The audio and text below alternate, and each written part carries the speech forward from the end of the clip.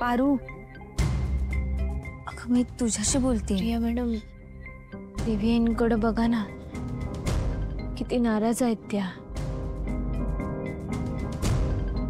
मला बघवत नाहीये त्यांच्याकडे.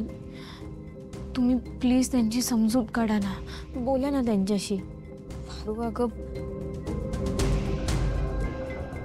कोणाची काय समजूत काढू ना मलाच कळत नाहीये. बरं झालं तू आबांना तुझ्या घरी घेऊन गेलीस.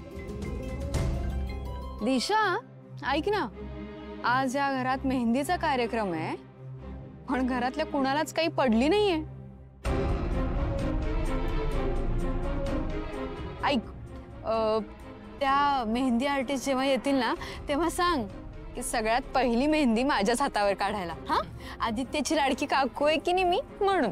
लाडकी काकू.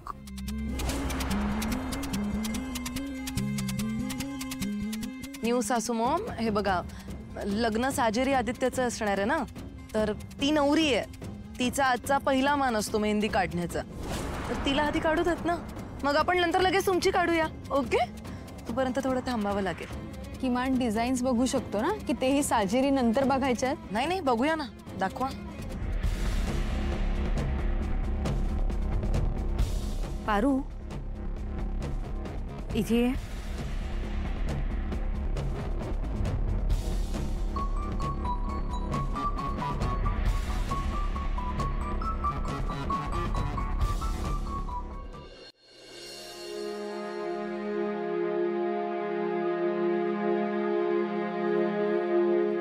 पारू, दादा तुला मुलगी मानतो.